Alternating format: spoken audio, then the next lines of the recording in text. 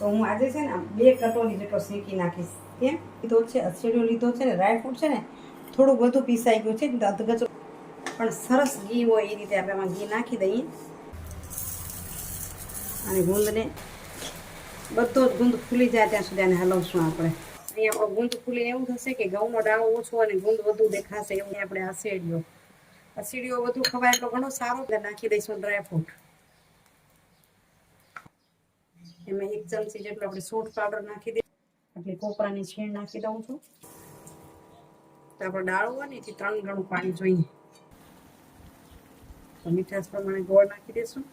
ક્યાં તમને ગુંદર નહીં દેખાય અને એકદમ સરસ થઈ ગઈ રાબડી આપણી તૈયાર. નમસ્કાર મિત્રો, કેમ છો? મજામાં? સ્વાગત છે તમારું મારી YouTube channel natural life with Bina પર. મિત્રો, ઘણા સમય પછી સવારમાં વિડીયોની શરૂઆત કરી રહી છું. મિત્રો નાખો જરા. સવારમાં હવે રૂટિન બદલાઈ ગયું છે. નિત્યનું રૂટિન અલગ હતું, હમણાં અલગ છે.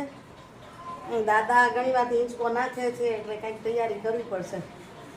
તો હવે એક કામ કરો, તમે તીડીને બેસો ત્યાં સુધી હું થોડુંક એની જમાડા જેવી પ્રોસેસ કરી દઉં. બબુને થોડુંક ખવડાવી લઈએ. આખી નાઈ મમ્મી કાલ રાખી હતી ને હવે થોડુંક નવું જૂનું આપણે કરી દઈએ. અહીંયા થોડે રૂટિન બેસતું જાય છે, બબુનું ને એની મમ્મીનું ને અમારું પણ ધીમે ધીમે ગોઠવાતું જશે. બબુ મોટી થતી જાય. જો હે બલ્લુ,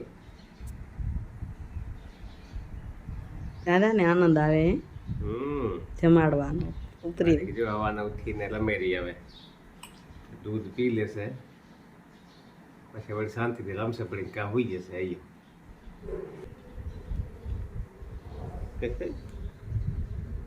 દાદા ને મોં જોયા રાખેલી.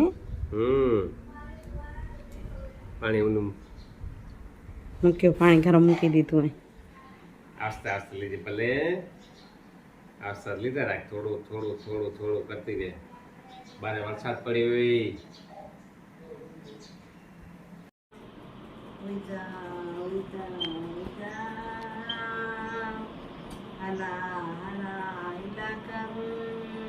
મોટે ઘરે બાઈકુન મેલો વિવાહ કરું. કાનો કેસે મોટાનો ઘરની છોકરી કાળી, કાનાની વહુ આપણે પૂછું રૂપાળી. કાનાની વહુ પૂછું ને ગોપી ચડશે જાને કાનાની.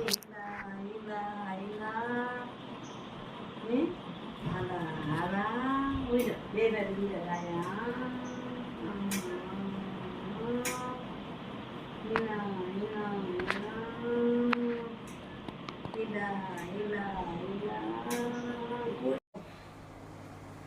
તો મિત્રો હવે બનાવી બપોરનું જમવાનું. અહીં જમવા માટે જોઈએ ભાત મૂકી દીધા છે. આજે મગ ભાતનું શાક કરીએ છીએ. એ મગ પરાળી લીધા છે. ભાત ચડી જાય એટલે મગને વઘારી લઈશ. ભાત ચડી જશે એટલે અહીં મગને વઘાર લઈશ. એ પહેલાં આપણે અહીં રાબડીની તૈયારી કરી. શીરો કયો કે રાબડી. એટલે અમુક કમેન્ટ આવી હતી કે તમે સુવાવડ કેમ સાચવો છો કે કહેજો, કે જેથી અમારી નાની ઉંમરની બહેનોને ખબર પડે. કદાચ બધું તો હું નહીં બતાવી શકું, એટલે કે વ્યસ્તતા ઘણી છે. એટલે ચાલો અત્યારે બપોરની રાબડી કેમ બનાવું છું ને એ તમને બતાવું. તો અહીં મેં ઘઉંનો દાળો લીધો છે. જોયું, જો કે પરફેક્ટ માપની કોઈ જરૂર ખાસ પડતી નથી. તો હું આજે છે ને 2 કટોરી જેટલો શેકી નાખીશ. કેમ કે આપણો એક દિવસમાં નહીં રાંધું, પણ સુવાવડ સાચવવાની જ્યારે વાત આવે છે ને ત્યારે ત્યારે એવું છે કે બધું જ કામ તમારી સાથે ભેગે થાય. તો એને તમે સાચવીને કેમ કરી શકો એના માટેનો એક પ્રયાસ હોય છે. તો અહીં હું જે દાળો 2 કટોરી લઉં છું નાનો, એને આપણે શેકશું ને તો એની અંદર વારાફરતી આ બધું નાખવાનું છે. ગુંદ લીધો છે, અસેડિયો લીધો છે ને, ડ્રાયફ્રૂટ છે ને થોડું બધું પીસાઈ ગયું છે. અધગચરું વાટ્યું તો પણ ચાલે અને સારું પણ લાગે, પણ થોડું વધુ થઈ ગયું છે. હવે એની અંદર નાખી દઈશ ઘી. તો ઘી નાખું છું પર્ટિક્યુલર માપ નહીં, પણ સરસ ઘી હોય એ રીતે આપણે એમાં ઘી નાખી દઈએ. એકદમ ભીનો થઈ જાય, પલળી જાય એવું.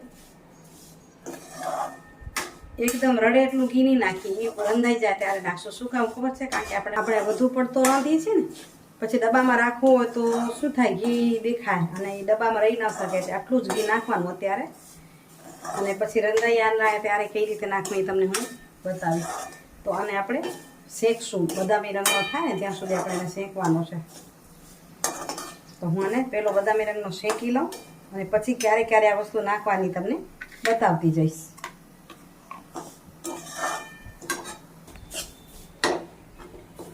જો આપણે 5 મિનિટથી શેકીએ છીએ તો અહીં આપણો દાળાનો કલર બદલી ગયો છે, બદામી રંગનો થઈ ગયો. આવી રીતે સરસ શેકાઈ જાય ને ત્યારે એની અંદર આપણે નાખી દઈશું આ ગુંદા. અને ગુંદને ગેસને કરી નાખશું ધીમો. હવે એમાં ધીમા ધીમા તપે એકદમ સરસ ચડી જશે, આ ફૂલી જશે આખો.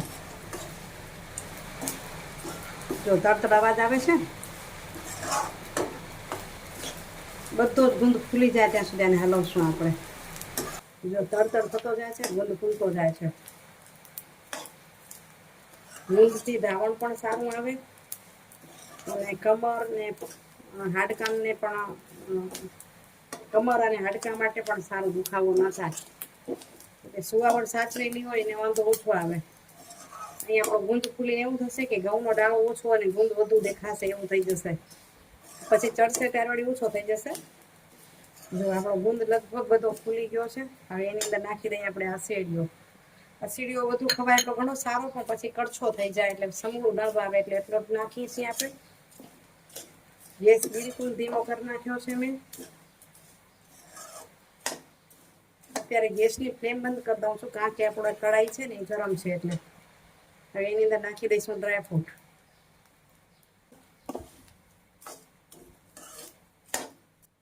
એમાં 1 ચમચી જેટલો આપણે સૂંઠ પાવડર નાખી દઈશું અને એને મિક્સ કરી દઈશું. સૂંઠ પાવડર ગરમી પણ આપે અને વાયુ પણ ન કરે, એના માટે ઉપયોગી હોય છે.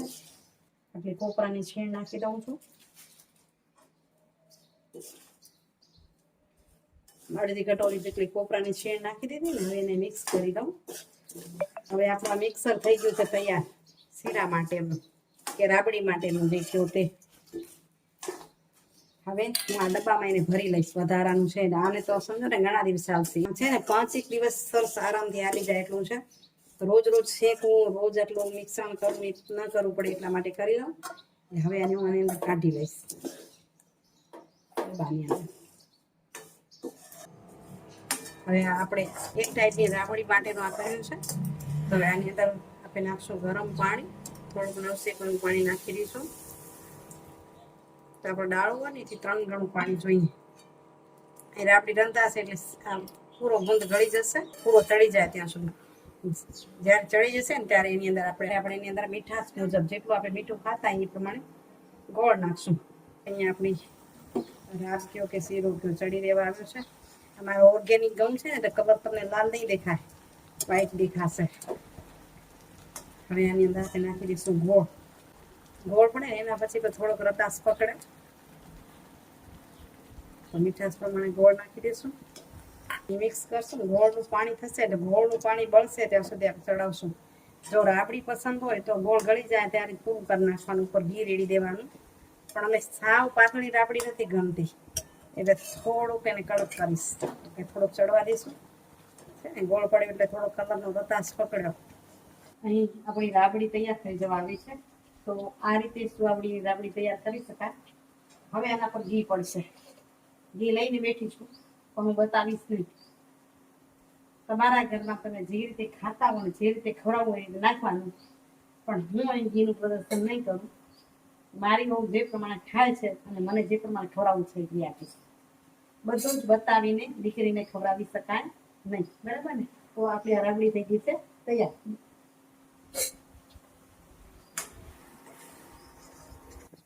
તો જો આ રીતે ગુંદર પણ બધો ગળી ગયો, ક્યાં તમને ગુંદર નહીં દેખાય. અને એકદમ સરસ થઈ ગઈ રાબડી આપણી તૈયાર. હમણાં જ આપણે જમવા બેસાડશું.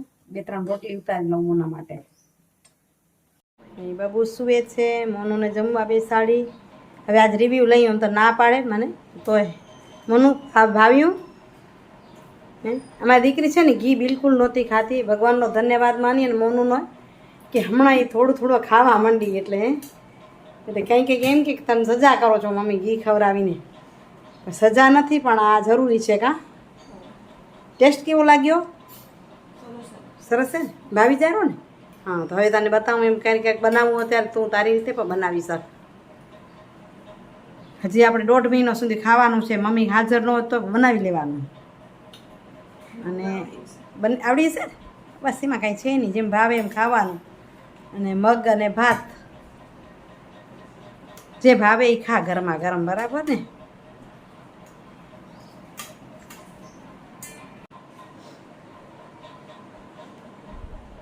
મિત્રો વાગ્યા છે 5:30 અને લઈ લઉં છું સુવિચાર.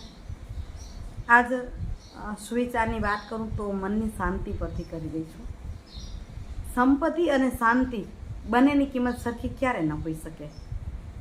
તો આજના સુવિચારમાં કહું છું કે દુનિયામાં આ સૃષ્ટિમાં એવી કોઈ સંપત્તિ નથી કે જે મનની શાંતિથી મોટી હોય. મનની શાંતિ મહાન છે. ગમે એટલી સંપત્તિ હોય પણ જો શાંતિ ન હોય તો તમારી સંપત્તિ એની પાછળ નાની છે. અને એ જ વાતને તમે જીવનમાં વણો છો તો હું એમ કહી શકું કે વિદ્યા હંમેશા વિનયથી શોભે છે. વિદ્યા તમારી પાસે હોય અને વિવેક વિનય ન હોય તો એ વિદ્યા નકામી છે. એટલે વિદ્યા હંમેશા વિનયથી શોભે છે. વાણી રણકારથી શોભે છે. વાણી હોય ને ઘેંઘે ફેફે થતી હોય એ વાણી કોઈને સાંભળવાની ઈચ્છા ન થાય. એટલે વાણી હંમેશા રણકારથી શોભે છે. અને માણસ છે ને એ સંસ્કારથી શોભે છે. વાણી વિનય હોય એમાં સંસ્કાર પોતે ભળે. એટલે માણસ જો સંસ્કારી ન હોય, પૈસાદાર હોય પણ સંસ્કારી ન હોય તો એની શોભા પણ કાંઈ કામની હોતી નથી. મનથી માને કે હું બરાબર છું પણ જગત એને બરાબર નથી માનતું. પૈસાદાર વ્યક્તિ જ્યારે સંસ્કારી હોય છે ત્યારે દુનિયા એમ કહે છે એને જરાય ઘમંડ નથી અને એ સંસ્કારથી માણસ શોભે છે. એ જ રીતે આ માનવ જીવન એ હંમેશા એકબીજા સાથે હળી મળીને રહેવાથી શોભે છે. સર્વ સાથે જો હળી મળીને રહીએ તો આ માનવ જીવન ધન્ય બની જાય અને શોભે છે. ચાલો જોઈએ રસોડામાં બીજે શું ચાલે છે તૈયારી. આજે અનિલભાઈની તૈયારી ચાલી રહી છે એટલે બધાના મનમાં થોડીક વિવળતા હોય ને. સારું થયું કે આવી ગયો. અમારી બબુડીના જન્મ સમયે હાજર રહ્યો. જમવાનું પતી ગયું. અનિલનો નીકળવાનો સમય થઈ ગયો છે. વરસાદ ચાલુ છે પણ તો જવું પડશે. પહેલી વખત જોઈ રહી છું કે અનિલ એટલો નર્વસ દેખાઈ રહ્યો છે. ચાલો મળીએ. તૈયારી કરી લીધી છે થેલાની. દ્રષ્ટિબેનની આંખે આંસુ ઉભરાય છે. તમને બતાવું ભાઈ બહેનનું.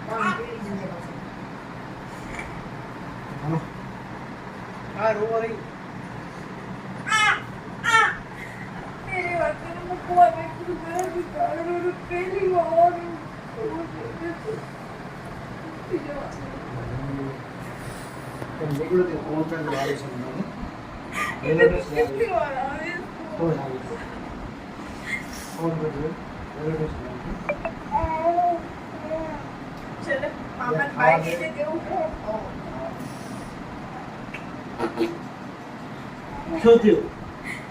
નાટક પૂરું કર્યું તે ઉપર રાખી બધા હાલો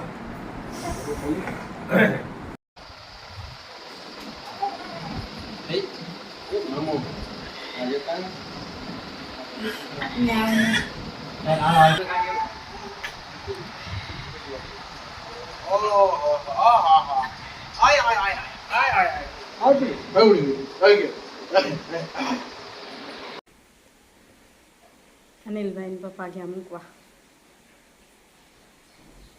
આજે એનો ચહેરો જોઈ અને મારામાં હિંમત નહોતી એને મોકલાવા. તો અનિલના જન્મ વખતે એના પપ્પા હાજર નહોતા અને હું હંમેશા ઈચ્છતી હતી કે અનિલ હાજર હોય, પણ મારા જેવો જ વૈરાગ્ય થોડોક મારી મૂણું નહીં પડ્યો. થોડાક સમય માટેનો છે પણ અત્યારે ખાસ જરૂર હોય છે. શું થાય, સંજોગોને આધીન માણસ હોય છે, માણસને આધીન સંજોગો નથી થતા. ખરેખર ભારોભાર દુઃખ હોય છે. ચાલો મિત્રો, એ વિડીયોનું એન્ડિંગ કરું છું. કાલે મળીશ પાછા સરસ મજાના વિડીયો સાથે. હમણાં કાલે મળીશ એમ કહું છું પણ મળાતું નથી, ક્યાંય ને કાંઈ બીજું થયા રાખે છે. જ્યારે સંજોગ સમય મળશે ત્યારે આપણે મળતી રહીશ. આપ સરસ મજાનો સહકાર આપી રહ્યા છો, આપતા રહેજો. મને પ્રોત્સાહન પૂરું પાડો છો, મને બળ પૂરું પાડો છો, એ આપ પાડતા રહેજો. વિડીયોને લાઈક શેર કરતા રહેજો એ જ આશા સાથે. આવજો મિત્રો. જય શ્રી કૃષ્ણ, જય જય ગરવી ગુજરાત, જય ભારત અને જય હિન્દ. Bye bye, Hariom.